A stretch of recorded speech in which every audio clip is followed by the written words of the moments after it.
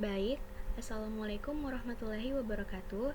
Perkenalkan, nama saya Dinda Hardi Cantika Azhar dari Universitas Negeri Makassar, Fakultas Teknik, jurusan Teknik Informatika dan Komputer, Program Studi Teknik Komputer, dengan nomor induk mahasiswa 2102105020086. Kali ini saya akan menjelaskan tentang Pancasila sebagai sistem etika dengan penugasan mata kuliah Pancasila yang telah diberikan oleh dosen. Berikut soalnya.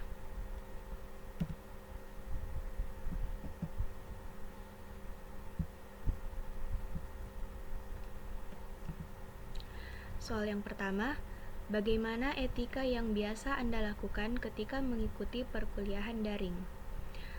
Etika pada saat mengikuti kuliah daring yang pertama yaitu hadir di meeting room sebelum perkuliahan dimulai untuk mencegah keterlambatan. Sebaiknya mahasiswa sudah memasuki meeting room 15 menit sebelum perkuliahan daring dimulai. Kedua, dalam mengikuti kuliah online atau daring, sebaiknya menghidupkan kamera. Dengan menghidupkan kamera sebagai bentuk bahwa mahasiswa memperhatikan dan menghormati dosen yang sedang menyampaikan materi. Apabila tidak dapat menghidupkan kamera, sebaiknya menghubungi dosen untuk menjelaskan bahwa saat kuliah tidak dapat menampilkan diri, tentunya dengan alasan yang jelas. Dengan itu, dosen pasti memberikan pengertian. Yang ketiga, jika sudah menghidupkan kamera, hal yang harus diperhatikan yaitu mengenakan pakaian yang rapi dan sopan. Jika perkuliahan tatap muka, seluruh mahasiswa sudah mengerti bahwa ketika masuk kelas harus berpakaian rapi dan sopan. Sama halnya dengan kuliah online atau daring, mahasiswa dianjurkan untuk mengenakan pakaian yang rapi dan sopan. Yang keempat, ketika kuliah sedang berlangsung, pastikan tetap fokus dan memperhatikan dosen saat menyampaikan materi pada perkuliahan tersebut, agar apa yang disampaikan oleh dosen dapat dimengerti dan dipahami dengan baik. Jangan sampai saat mengikuti kuliah tetapi juga melakukan pekerjaan lain. Contohnya, makan atau bermain gadget misalnya. Dan yang terakhir, saat perkuliahan berlangsung, pastikan matikan mikrofon apabila tidak bertanya. Hal tersebut agar tetap menjaga suasana yang kondusif ketika perkuliahan berlangsung. Karena terkadang ketika dosen sedang menjelaskan materi, mahasiswa masih menyalakan mikrofonnya, sehingga menimbulkan suara-suara yang dapat mengganggu proses penyampaian materi dan juga fokus mahasiswa yang lainnya. Dan jangan lupa, saat meninggalkan room, ucapkan terima kasih kepada pengisi atau dosen yang sudah memberikan materi kepada kita. Hal ini menunjukkan bahwa telah menghargai pertemuan tersebut dan sebagai rasa sopan santun. Soal yang kedua, apakah etika yang sudah Anda lakukan itu sesuai dengan Pancasila? Mengapa Anda mengatakan demikian? Jawaban saya, iya, sudah sesuai dengan Pancasila, karena sesuai dengan Pancasila yang terdapat pada sila kedua, yaitu kemanusiaan yang adil dan beradab.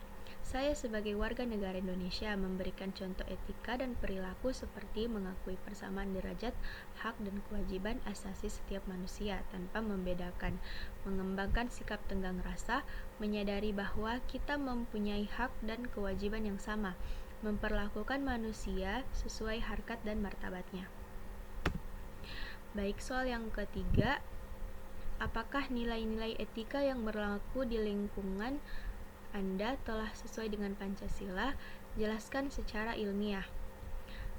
Jawabannya ya, sesuai dengan Pancasila, karena di lingkungan sekitar saya telah menerapkan banyak etika yang sesuai dengan Pancasila.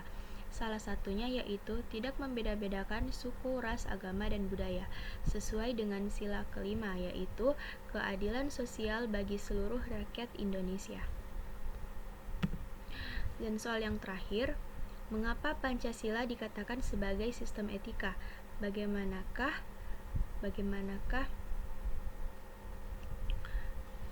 konsep etika yang terdapat dalam Pancasila? Jelaskan secara ilmiah. Sila pertama, yaitu secara hierarkis. Nilai ini bisa dikatakan sebagai nilai tertinggi karena menyangkut nilai yang bersifat mutlak. Seluruh nilai kebaikan diturunkan dari nilai ini. Suatu perbuatan baik dikatakan baik apabila tidak bertentangan dengan nilai, kaedah, dan hukum Tuhan.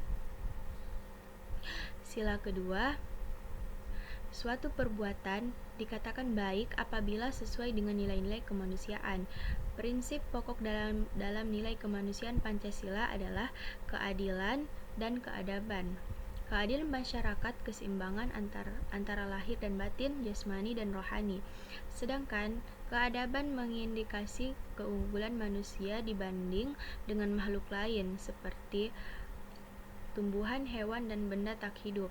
Karena itu, suatu perbuatan dikatakan baik apabila sesuai dengan nilai-nilai kemanusiaan yang didasarkan pada konsep keadilan dan keadaban. Dari nilai kemanusiaan menghasilkan nilai kesusilaan, contohnya seperti tolong-menolong, penghargaan, kerjasama, dan lain-lain. Sila ketiga, perbuatan dikatakan baik apabila dapat memperkuat persatuan dan kesatuan, karena sangat mungkin seseorang seakan-akan mendasarkan perbuatannya atas nama agama, namun apabila perbuatan tersebut dapat memecah persatuan dan kesatuan, maka pandangan dari etika Pancasila bukan merupakan perbuatan baik. Sila keempat, dalam kaitan dengan kerakyatan terkandung nilai lain yang sangat penting, yaitu nilai hikmat atau kebijaksanaan dalam permusyawaratan. Kata hikmat atau kebijaksanaan berorientasi pada tindakan yang mengandung nilai kebaikan tertinggi atas nama mencari kebaikan. Pandangan minoritas belum tentu kalah dibanding mayoritas. Dengan demikian, perbuatan belum tentu baik apabila disetujui atau bermanfaat untuk orang banyak. Namun, perbuatan itu baik jika di atas dasar musyawarah yang didasarkan pada konsep hikmat atau kebijaksanaan. Sila kelima, nilai keadilan pada sila kelima lebih diarahkan pada konteks sosial. Suatu perbuatan dikatakan baik apabila sesuai dengan prinsip keadilan masyarakat banyak. Menurut Colbert, keadilan merupakan kebajikan utama bagi setiap pribadi masyarakat.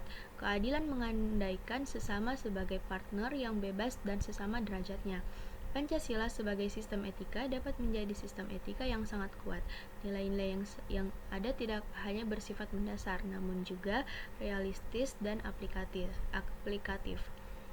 Sekian dari saya, kurang dan lebihnya mohon dimaafkan. Wabillahi taufiq wal hidayah. Wassalamualaikum warahmatullahi wabarakatuh. Terima kasih.